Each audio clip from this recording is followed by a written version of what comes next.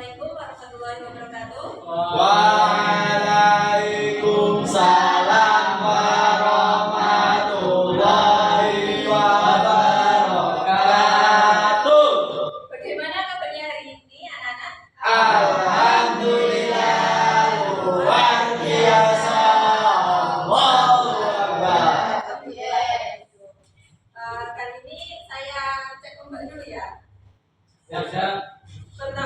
Absen pertama Muhammad Rafi, Muhammad Naufal Gufron, Muhammad Muridul Huda, Muhammad Solahuddin, Nabila Risma, Nabila Syafi'ah, Nadiatul Maulana, Farida. Itu Mas yang pojok, Mas Muhammad Musri. Itu hari ini sebelumnya pertemuan kemarin kita membahas tentang apa? Hadis mustautir. Pertemuan yang sebelumnya kita membahas tentang sumber hukum Islam, yaitu ada yang pertama ada Al-Quran. dan kali ini yang kedua kita akan membahas Tentang hadis. dan sinonimnya. Jadi kami ada hadis, sunnah, khobar, dan asar. Sebelumnya teman-teman tahu apa yang dimaksud dengan sunnah? Apa itu sunnah? Tidak wajib. Sunnah tidak wajib. Apalagi? Sunnah apabila dilakukan mendapat pahala, apabila ditinggalkan tidak apa-apa. Baik, boleh. Mas Huda. Yaitu perbuatan, perkataan maupun sunnah-sunnah yang diajarkan oleh Nabi atau perbuatan yang dilakukan oleh Nabi. Boleh, tidak wajib. Bila dikerjakan mendapat pahala, bila ditinggalkan juga tidak berdosa. Itu juga bisa jadi pengertian dari sunnah. Selanjutnya mari kita bahas saja pengertian masing-masing dari hadis, sunnah, khobar, dan asar. Lanjut saja. Nah, sebelumnya kita baca dulu contoh dari hadis. Contoh dari hadis kita baca bersama-sama. Yuk mulai 1, 2, 3. Innamal a'malu binniyati wa innamal likulli imri'in ma nawa wa man kanat hijratuhu ila dunya yusibuha aw ila imra'atin iluha fahijratuhu ila ma hajara ilaihi. Baik, hadis ini membahas tentang segala amal perbuatan itu tergantung pada niat. Kita akan berbeda. Apa sih yang membedakan antara hadis, sunnah, khobar, dan asar itu? Nah, yang pertama, ini secara bahasa hadis itu hadasa yang justru hadasan, yang artinya baru terjadi atau menceritakan. Nah, ini hadis itu memiliki pengertian dari beberapa ulama. Yang pertama ada ulama usul yang berpendapat bahwa hadis itu segala sesuatu yang bersumber dari Nabi, baik perkataan, perbuatan atau takrir yang bisa dijadikan hukum syariat. Nah, di sini bisa digarisbawahi yang dijadikan hukum syariat. Yang kedua, menurut ulama fikih, segala sesuatu yang disandarkan kepada Nabi dan tidak ada hubungannya dengan masalah wajib atau fardu. Dan yang ketiga, karena ini kita materinya hadis, yakni kita lebih menitik beratkan pada pendapat menurut ulama hadis, yaitu segala sesuatu yang disandarkan kepada Nabi, baik berupa perkataan, perbuatan, takfir, sifat maupun ritual Nabi. Nah, jadi menurut ulama hadis ini sudah jelas mencakup antara pengertian dari ulama usul dan ulama fikih. Oke. Selanjutnya yang kedua yaitu sunnah. Sunnah secara bahasa sama ya sunnatan, artinya jalan atau cara. Menurut ulama usul juga sunnah itu sama dengan hadis yang bisa dijadikan sebagai hukum syara'. Yang kedua menurut ulama fikih yaitu perbuatan yang lebih utama dilakukan yang tingkatannya tidak sampai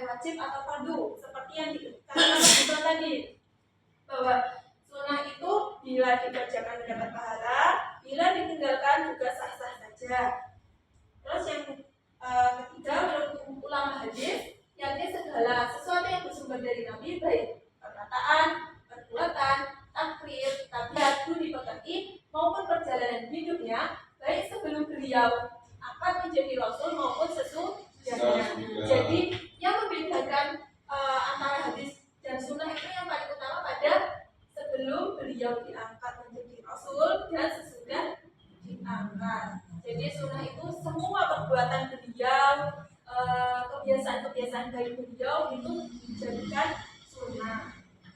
Ya, sampai sini bisa dibagi ya, teman-teman. Siap, bisa Ibu. Nah, selanjutnya masuk pada materi khobar. Khobar ini secara bahasa artinya berita. Secara istilah, khobar berarti segala sesuatu yang disadarkan kepada Nabi dan sahabat. Khobar ini cakupannya lebih luas daripada hadis. Nah, kalau hadis kan yang disadarkan kepada Nabi, tapi kalau khobar juga disampaikan oleh sahabat. Yang selanjutnya yaitu atsar. Secara bahasa, atsar artinya bekasan atau sisa sesuatu. Atsar berarti ukilan yang dinukilkan. Secara istilah, asal tidak jauh berbeda dengan khobar, yakni sesuatu yang disandarkan kepada Nabi dan selainnya, yakni sahabat atau tabi'in. Nah, asal ini lebih umum daripada khobar, karena disebut asal jika kebanyakan itu yang menyampaikan adalah para sahabat atau tabi'in. Nah, ini ada salah satu contoh asal dari perkataan Hasan Al-Basri rahimahullah. Hasan Al-Basri, ada tahu siapa Hasan Al-Basri? Saya Bu. Ya, siapa Hasan Al-Basri? Mantapnya di Tegasari. Ada Besari. Oh, itu ada Besari. Hasan Al-Basri itu salah seorang ulama besar dari generasi tabi'in, dan beliau itu ada pada awal pemerintahan kekhalifahan Umayyah, pada kekhalifahan Umayyah. Nah, ini tentang hukum sholat di belakang ahlul kitab. Waqala Hasan musalla alaihi bid'atuhu. Sholatlah di belakangnya dan kandungan dia bid'ah yang dia kerjakan. Ini dimaksud asar karena yang menyampaikan adalah tabi'in, yaitu Hasan Al-Basri. Hasan Al-Basri. Bisa dipahami ya. Saja kita kebersamaan antara hadis, sunnah, khobar dan asar. Nah, yang menjadi persamaan antara keempatnya yaitu sama-sama disandarkan kepada Nabi, baik perkataan, perbuatan maupun ketetapannya. Jadi antara keempat ini yaitu sama. Hadis ini memiliki semacam sinonim yaitu sunnah, khobar dan asar. Hanya saja ada batasan-batasan yang membedakan antara keempat tersebut. Nah, ini ada perbedaannya. Nah, jika sunnah itu yang bersumber dari Nabi Muhammad, baik perkataan, perbuatan, takrir, sebelum beliau diangkat dan sesudah diangkat menjadi rasul. Nah, sebagian ulama itu berpendapat bahwa sunnah itu kebanyakan sebagai tata cara atau perilaku Nabi yang diikuti oleh para sahabat kemudian diriwayatkan. Nah, itu nanti berbentuk perilaku. Misal sunnah Nabi ketika untuk selalu menjaga sholat malam, berdoa sebelum makan, cara sholat dan sebagainya, itu termasuk sunnah atau perbuatan. Itu pendapat dari beberapa ulama. Selanjutnya hadis, yakni perkataan, perbuatan dan takrir Nabi Muhammad. Namun ada ulama yang berpendapat juga bahwa hadis hanyalah sebagai perkataan Nabi yang juga diriwayatkan oleh para sahabat. Nah, jadi letaknya antara sunnah dan hadis itu, hadis pada perilaku atau kebiasaan dari Nabi Muhammad, kebalik. hadis sebagai perkataan Nabi Muhammad. Artinya untuk khobar sesuatu yang berasal atau disandarkan kepada Nabi Muhammad dan selainnya. Itu lebih cenderung pada tentang yang diriwayatkan oleh sahabat. Selanjutnya ada atsar, yakni sesuatu yang disandarkan pada sahabat dan tabi'in. Jadi pada materi ini letak perbedaannya. Yang pertama, sunnah tadi sebagai dan yang membedakan, yang paling utama membedakan yaitu ketika beliau sebelum dan sesudah diangkat menjadi nabi dan rasul. Yang kedua ada hadis dia sama dengan sunnah, namun hadis itu sebatas pada perkataan. Nah, yang ketiga ada khobar, yakni yang disandarkan kepada nabi dan selainnya, dan lebih cenderung kepada para sahabat. Sedangkan asar lebih cenderung kepada tabi'in.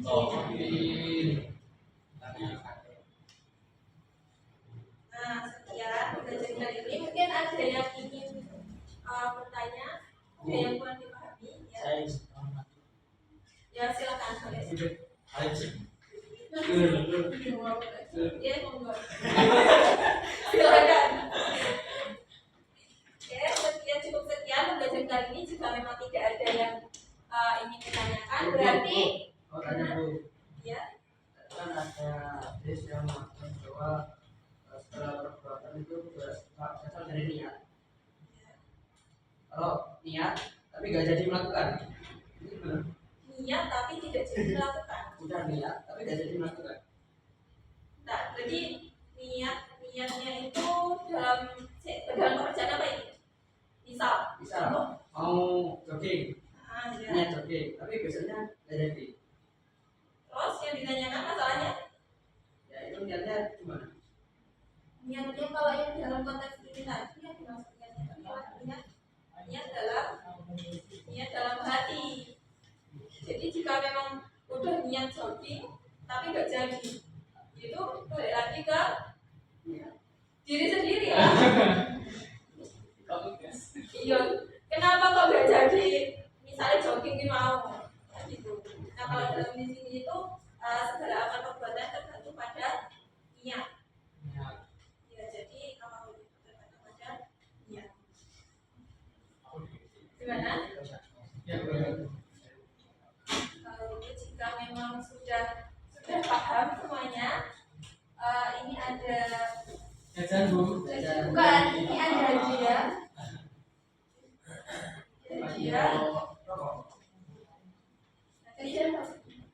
Buka satu-satu ya.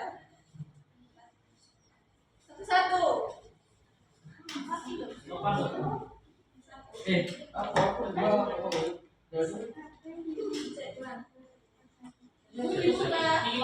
Oh iya. Dibuka ya? Ya silakan dibuka. Silakan dibuka.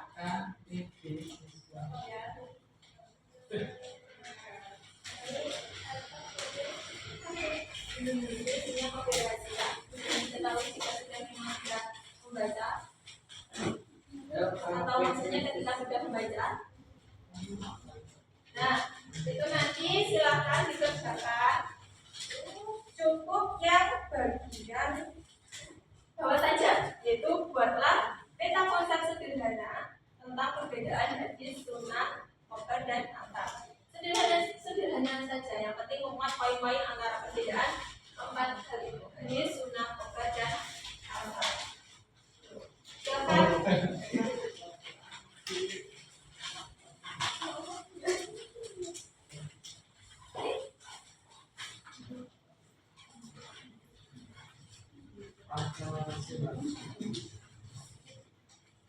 Bu, nggak apa-apa, Bu.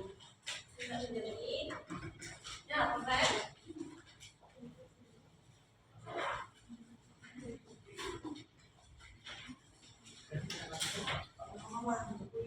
Ya,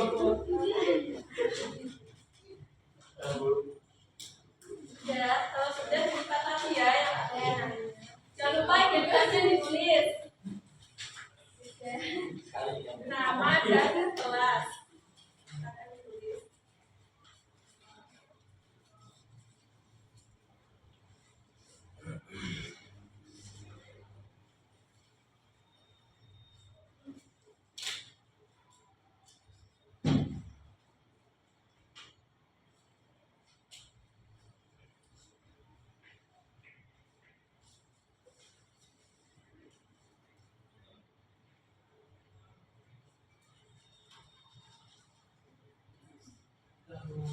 Sudah.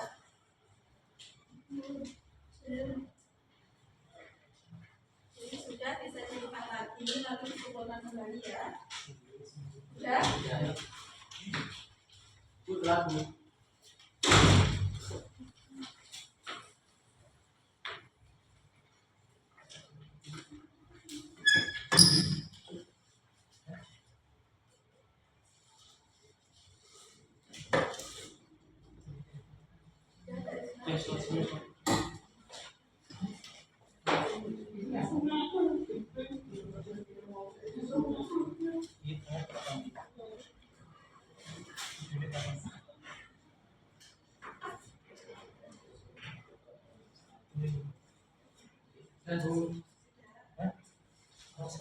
Sudah yang sudah lagi. Ya, sama-sama.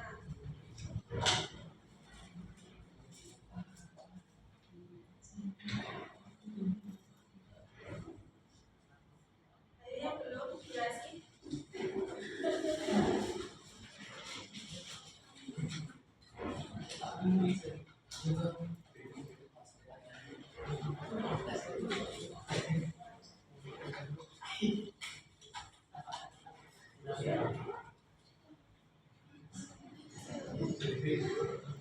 Bu, udah sarapan belum, Bu?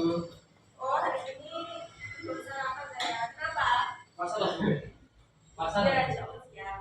Puasa. Ya. Alhamdulillah. Sama Bu, sama Abi. Ini rumahnya apa? Oh, rumah saya bawa, Pak. Dimasuknya ramah. Ya.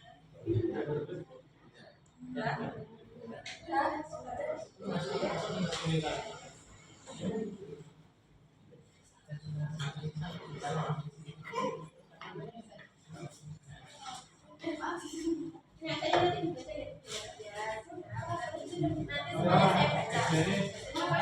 Ya namanya sudah ya.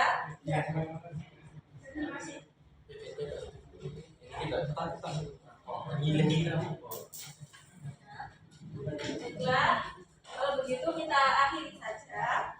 Cukup sekian pembelajaran pada hari ini karena belajar terlalu lama itu kurang bagus. Seperti hubungan kamu dengan dia yang tanpa status. Mohon maaf atas segala kekurangannya karena yang berlebihan itu perasaan kamu padanya. Terima kasih atas perhatiannya. Assalamualaikum warahmatullahi wabarakatuh. Waalaikumsalam.